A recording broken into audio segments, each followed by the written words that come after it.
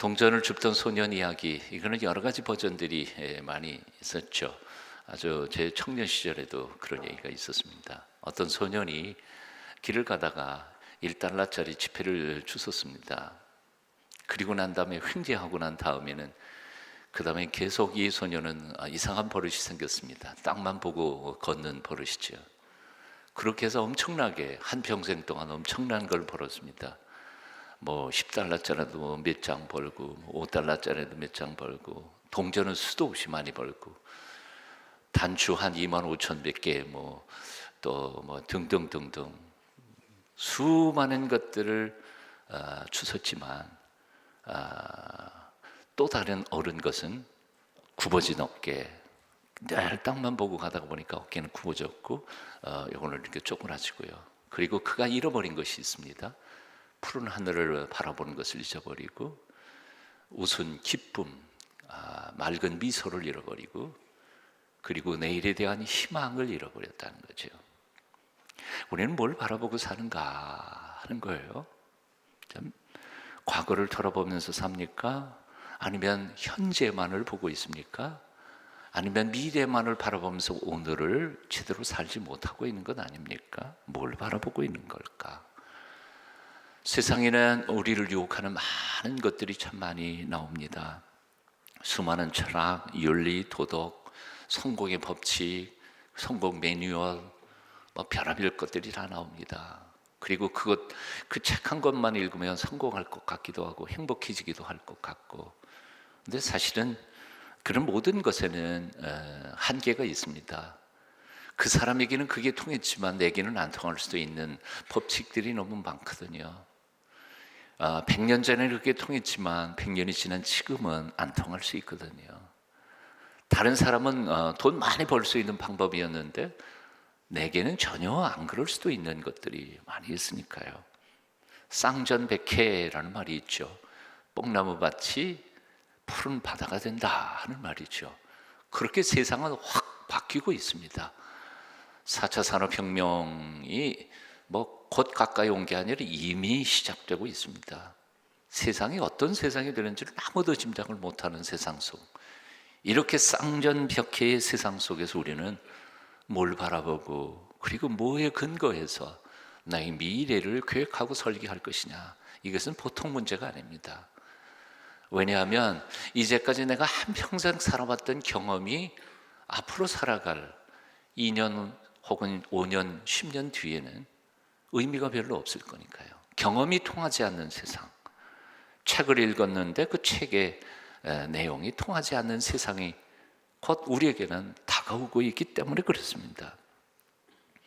학교 선생 시절에, 지금은 요즘에도 그런 거 하는지 모르겠습니다, 제식훈련이라는 걸 했잖아요. 예. 초등학교 선생님이 제식훈련을 시작했습니다.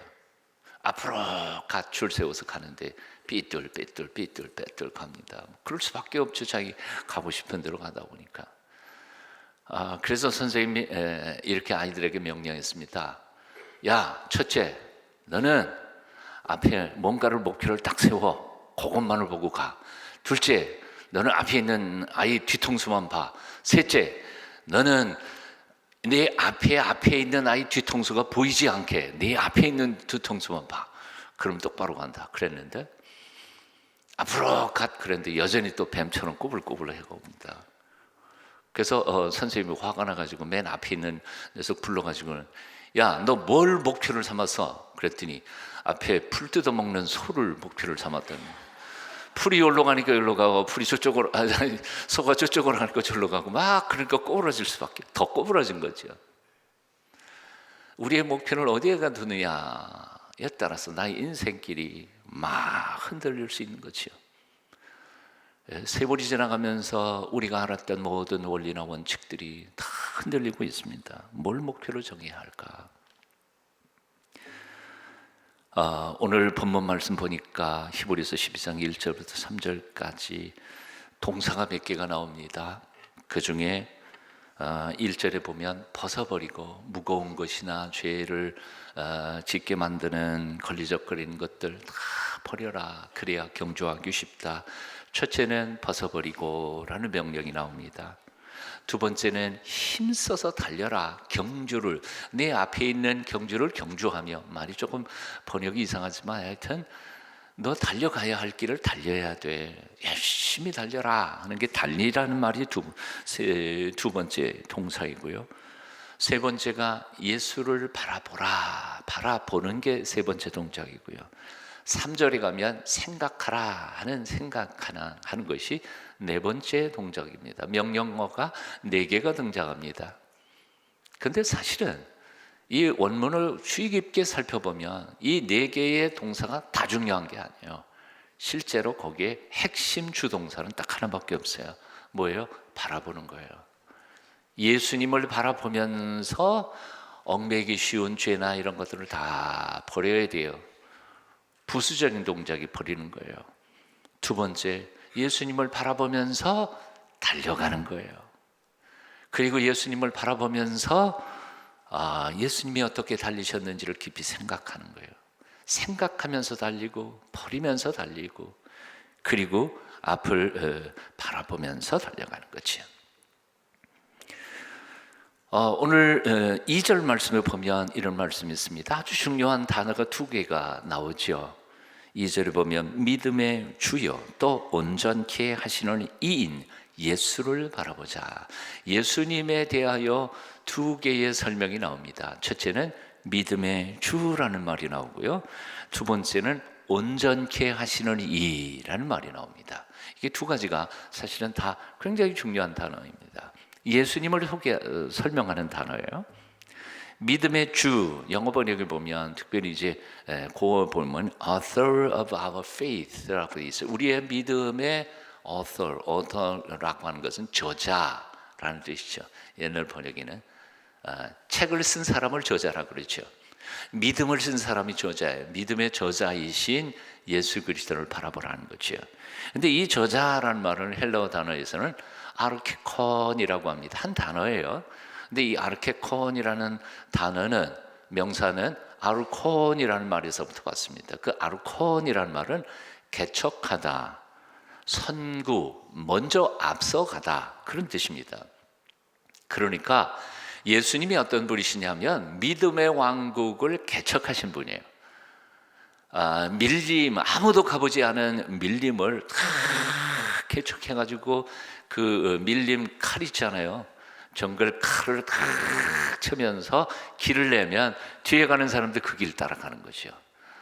그런 개척자나 모험가가 없으면 우리는 밀림 속에서 어디로 가야 되는지를 알 수 없을 때가 많거든요. 근데 예수님께서는 바로 그 믿음의 왕국의 개척자이신 거예요. 먼저 앞서 가시면서 길을 다 닦아 놓으셨어요. 그래서 그 길만 따라가면 믿음의 왕국에 도달할 수 있다는 거죠. 왜 예수님을 바라봐요? 그분이 우리의 믿음의 개척자이시기 때문에. 믿음의 왕국의 개척자라는 말일 수도 있고 번역을 또 The King of Kingdom of Faith 그렇게 표현할 수 있습니다. 믿음의 왕국의 왕이에요. 성주이세요. 믿음의 성의 성주이신 분이 바로 예수 그리스도예요. 성주이신 예수 그리스도를 바라보아야 성에 들어가서 평안히 살 수 있는 것 아니겠어요? 이런 뜻이에요. 자, 믿음의 주를 바라보아야 합니다. 두 번째는 온전케 하시는 이라는 말입니다. 영어 번역에 보면 perfecter of our faith라고 번역되어 있어요. perfecter, 완벽하게 만들어 가시는 분 혹은 완성하시는 분, 완주자. 그냥 믿음의 길을 개척만 해놓으시고 중간에 포기한 게 아니에요. 끝까지 달려가신 분이에요. 그리고 완벽하게 완성하신 분이세요. 그래서 이분은 우리가 그냥 쫓아만 가면 끝까지 갈 수 있는 분이에요. 아멘이시잖아요. 가다가 어디로 가는지도 모르는 사람은 쫓아가 봐야 도움이 안 돼요. 근데 이분은 믿음의 길을 개척했을 뿐만 아니라 그것을 완성하신 분이세요. 이 헬라 원절에 보면 텔레이오 텐이라고 말하는데 이 동사인 텔레이오오라는 하는 단어에서부터 온 거예요. 끝까지 달려가다, 완수하다, 그런 뜻입니다. 그러니까 예수 그리스도는 바라보고 그 뒤를 쫓아가는 사람들은 반드시 믿음의 왕국에 도착하게 돼 있는 거예요. 그래서 그분을 바라보라는 거예요. 여호사밧 왕이 주변 국가들 연합국가가 와가지고 연합군이 몰려왔습니다. 그야말로 구름대같이 몰려왔는데 자기 군사들 가지고는 비교도 할 수가 없어요. 싸울 수가 없어요. 그래서 여호사밧 왕이 하나님의 선지자와 함께 하나님 앞에 기도한 내용이 뭔지 아세요? 참 그 기도가 기가 막혀요.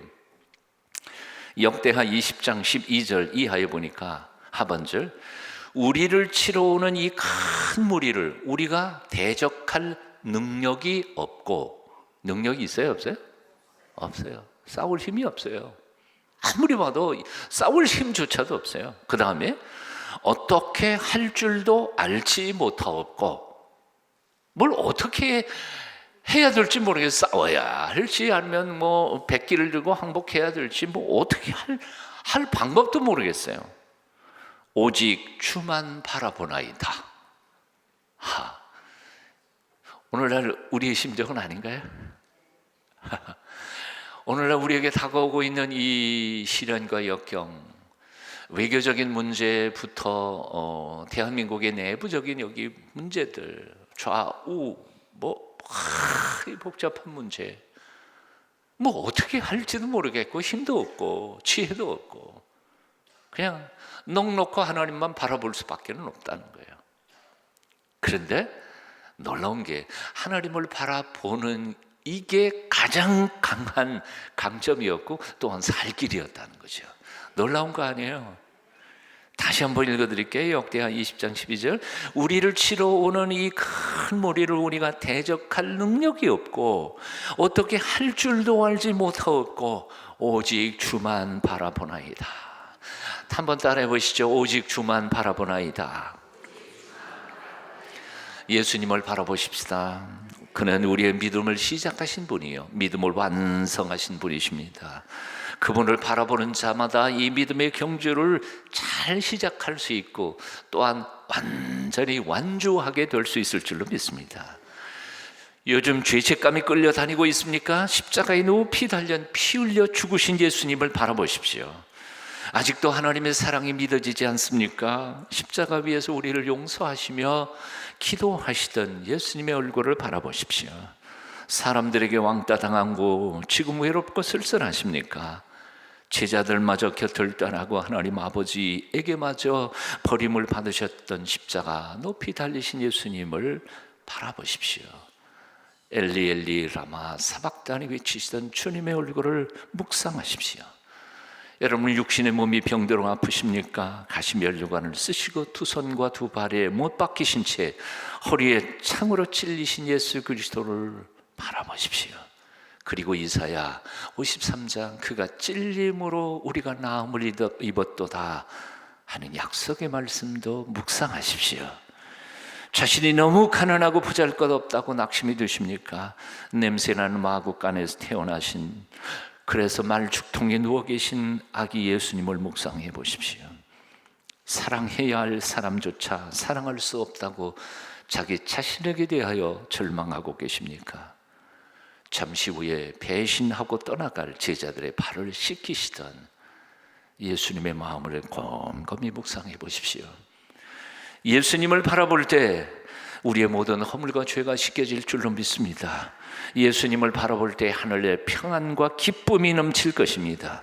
예수님을 바라볼 때 고통과 시련을 이길 힘이 하늘로부터 내려주실 줄로 믿습니다. 바라본다는 것은 얽매인 것을 벗어버리는 겁니다. 그리고 그 대상을 향하여 달려가는 것입니다. 대상을 깊이 묵상하는 것입니다. 주대준 장로님 청와대에 사역하시다가 지금은 CTS의 사장님으로 일하고 계시죠. 그분이 쓴 책 중에 바라봄의 법칙이라는 책이 있습니다. 조그만 책인데요, 그분이 정말 형편없는 가정에서 총구석에서 태어났지만 주님만 바라보며 주님의 은총만 간구할 때 하나님께서 자기를 청와대로 보내게 하시고 대학 총장도 경영하게 하시고 이런 일들을 하시더라는 거죠. 나다나엘 호손이라고 하는 사람의 큰머리 얼굴을 기억하시죠? 예, 저는 지금 하고 싶은 얘기는 엄청 많은데 그냥 제목만 얘기해요. 여러분들이 알아서 그냥 묵상하세요.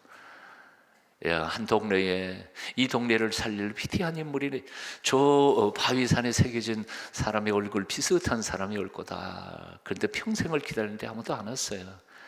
근데 그걸 어렸을 때부터 바라보던 그 동네에 한 젊은이, 그리고 커다가 거기 지도자가 된 한 사람이 바로 큰 바위 얼굴, 그 얼굴을 닮았더라는 거지요. 아브라함 링컨이 표현을 했습니다. 50세 이후에 당신의 얼굴에 대한 책임을 져라. 무엇을 바라보고 무엇을 꿈꾸었는지가 그 얼굴에 나타나기 때문이라는 거지요. 방향을 올바로 잡는 것은 굉장히 중요합니다. 노력을 열심히 하는 것보다 더 중요합니다. 왜냐하면 방향을 거꾸로 잡고 노력을 하면 할수록 그는 목표 지점에서 더 멀리 떠나가기 때문에 그렇습니다. 방향은 노력하는 것보다 중요합니다. 겨우 하루에 한 걸음씩 가도 방향만 똑바로면 언젠가는 가게 되어 있습니다. 하지만 하루에 100리를 달려도 거꾸로 달리면 점점 더 멀어지는 법입니다. 자, 노력보다 중요한 것은 방향이다. 시간보다 중요한 것도 또한 방향입니다. 아무리 빨리 하는 게 중요하지 않습니다. 천천히 해도 방향만 똑바로면 중요합니다. 그래서 나침반이 중요합니다. 나침반, 북극성을 항상 가르치고 있는 나침반은 밀림에서도 광야에서도 사막에서도 중요합니다. 똑바로 갈 수 있으니까요. 오늘부터 이번 주 토요일까지 예수님의 생애 속에서 우리에게 가르쳐 주신, 우리가 준비해야 할 방향을 잡는 6개의 나침반을 소개하려고 합니다. 오늘은 바라봄의 나침반입니다. 6개, 이번 주 토요일까지 가는 동안에 꼭 마음속에 새겨두셨으면 좋겠습니다. 바라봄의 법칙, 제가 한번 읽어드리고 말씀을 드리겠습니다. 우리는 우리가 바라보는 것을 얻게 됩니다.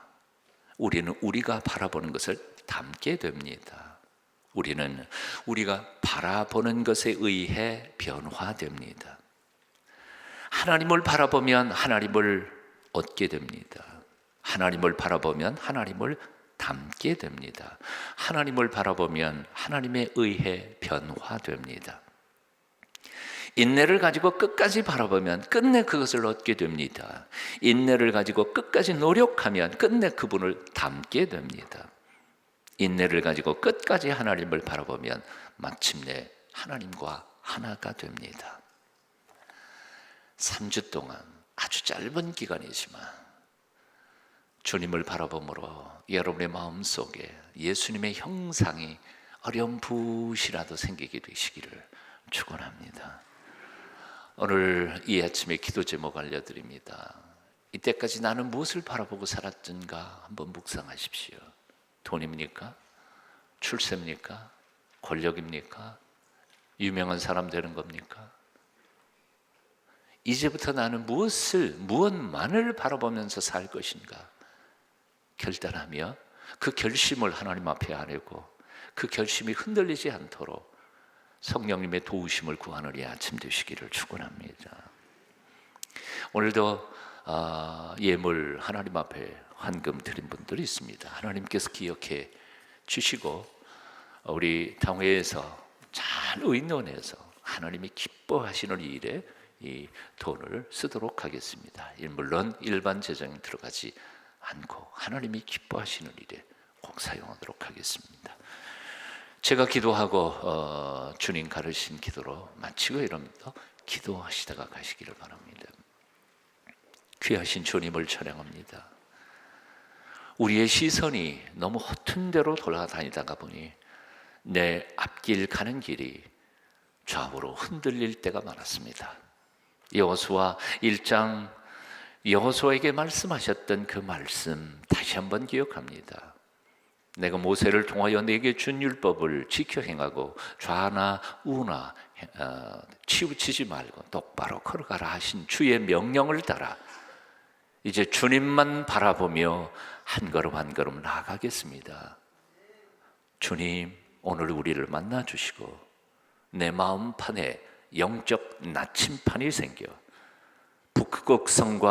북극성을 바라보는 것처럼 주님만 바라보며 한 번밖에 못 사는 나의 삶 참으로 의미 있고 복되고 후회 없이 사는 저희들이 되게 도와주시옵소서. 새벽을 깨우며 나오는 주의 백성들을 지켜주시고 아침마다 필요한 은혜로 충만케 채워주시옵소서. 예수님의 이름으로 기도하옵나이다. 아멘.